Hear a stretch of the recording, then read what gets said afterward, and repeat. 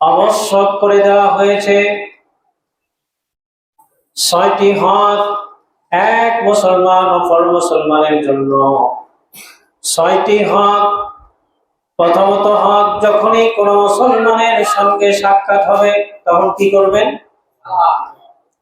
দ্বিতীয় হক হচ্ছে কোনো মুসলমান যখন আপনাকে ইনভাইট করবে, দাওয়াত করবে, কোনো অজুহাত, শরীয়তে কোনো যদি অজুহাত না থাকে, কোনো কৈফিয়ত না দিয়ে তার দাওয়াত গ্রহণ করা, এটা আপনার কর্তব্য। একটা মুসলিম হিসাবে আপনার আবশ্যক তার দাওয়াত গ্রহণ করা। তৃতীয় হক হচ্ছে যে হকটা আমরা গত জুম্মায় আলোচনা করেছিলাম, মানুষ এক মুসলিম অপর মুসলিমের জন্য কল্যাণ কামনা করা। গত জুমায় বলেছিলাম যে আপনি সালাত আদায় করেন, কিন্তু আপনার সালাত আল্লাহর দরবারে কবুল হয়েছে কিনা এটা কেউ বলতে পারবে না।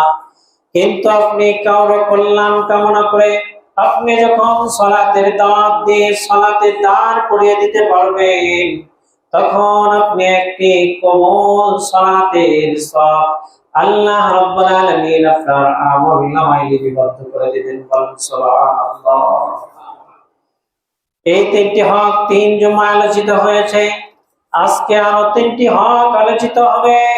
3টি হকের মধ্যে হচ্ছে একটি, যেটা 4 নম্বর হক বলা হয়, যখন কোন মুসলিম যখন কোন মুসলিম হাসি দিবে, হাসি দেওয়ার পর বলবে ফাহমিদাল্লাহ, আলহামদুলিল্লাহ বলবে, তখন আপনার আমার কর্তব্য হচ্ছে সেই হাসিদাতার আলহামদুলিল্লাহর জবাবে আপনাকে বলতে হবে ইয়ারহামুকাল্লাহ। কেউ যখন হাসি দিবে, হাসি দেওয়ার পরে যদি বলে আলহামদুলিল্লাহ, তখন আপনার আমার কর্তব্য কি হবে? আপনাকে বলতে হবে ইয়ারহামুকাল্লাহ। কি বলবেন? ইয়ারহামুকাল্লাহ। এটা হচ্ছে 4র্থ নম্বর হক। রাসূল আকরাম সাল্লাল্লাহু আলাইহি ওয়াসাল্লাম হাদিস শরীফের মধ্যে ঘোষণা করেন, হাদিসটা আবু দাউদ শরীফের মধ্যে রয়েছে, 5029 নম্বর হাদিস। হাদিসটা বর্ণনা করেছেন আল্লাহর নবী সাহাবী হযরত আবু হুরায়রা রাদিয়াল্লাহু তাআলা আনহু। হযরত আবু হুরায়রা রাদিয়াল্লাহু তাআলা আনহু বলেন, যখন কোন মুসলিম হাসি দিবে, হাসি দেওয়ার জন্য 3টি কর্তব্য হয়ে দাঁড়ায়। 1 নম্বর, রাসূল সাল্লাল্লাহু আলাইহি সাল্লাম বললেন, ইজা তাশা ফাদাউ ইয়াদাহু ফাজু ফাসাআবা। রাসূল আকরাম সাল্লাল্লাহু আলাইহি সাল্লাম বললেন, যখন কোন মুসলিম হাসি দিবে, হাসি দেওয়ার সময় তাকে 3টি বিষয় লক্ষ্য করতে হবে। 1 নম্বর, ফায়াদাহু, তার হাত, ওয়ালা ইয়াসাউ অথবা কাফর, হাত অথবা কাপড় দিয়ে তার মুখে আটকায় ধরতে হবে। তাহলে যখন হাসি আসবে, এটা করোনার সময় আমরা বেশি লক্ষ্য করেছি। করোনার সময় না, রাসূল সাল্লাল্লাহু আলাইহি সাল্লামের হাদিসে উল্লেখ আছে। হাদিসটা 5029 নম্বর হাদিস, আবু দাউদ শরীফে উল্লেখ রয়েছে।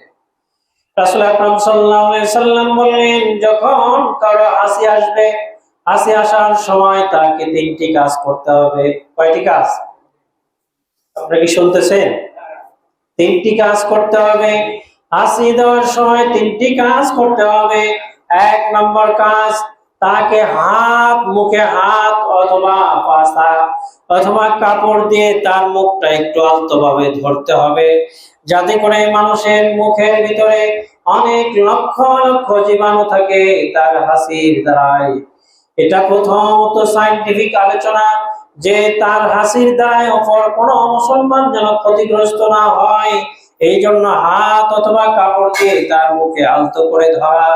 2 নম্বর, ইচ্ছা করে যখন হাসিটা উচ্চ আওয়াজে হতে যাবে, তখন তার আওয়াজটাকে নিম্নগামী করা, নিচু স্বরে হাসিটা দেওয়া।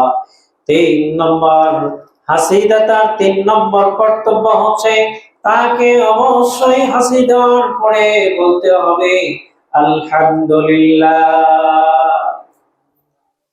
হাসি দেওয়ার পরে কি বলবেন?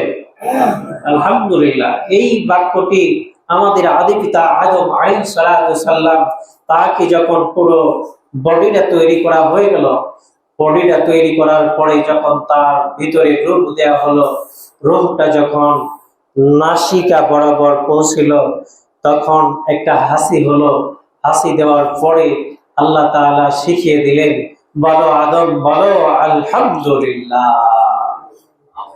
এটা আদম আলাইহিস সালামের সুন্নাহ। সুতরাং আমাদের হাসি দেওয়ার পরে কি বলবেন সবাই? যারা চুপ করে থাকলেন তারা কি বলবেন? সবাই একসাথে বলেন তো, হাসি হলে কি বলবেন? আর যে হাসি এই আলহামদুলিল্লাহ শুনলো, সে কি বলবে? ইয়ারহামুকাল্লাহ। কি বলবে? ইয়ারহামুকাল্লাহ। সম্মানিত উপস্থিতি, এক মুসলমান অপর মুসলমানের উপর 6টি হক, 6টি দায়িত্ব, 6টি কর্তব্যের মধ্যে 4th নম্বর কর্তব্য হচ্ছে যখন হাসি আসবে, হাসিদাতা বলবে আলহামদুলিল্লাহ। আর এটা যে ব্যক্তি শুনলো, যে মুসলিম শুনলো, ওই হাসিদাতার জবাবে বলবে ইয়ারহামুকাল্লাহ। এই ইয়ারহামুকাল্লাহ পর মুসলিম যখন বলবে, আমার হাসিদাতা যদি ইয়ারহামুকাল্লাহ এই শব্দ শুনে, তখন হাসিদাতা বলবে ইয়াহদিকুমুল্লাহ, আল্লাহ আপনাকে হিদায়াত দান করুন। বলুন আমিন।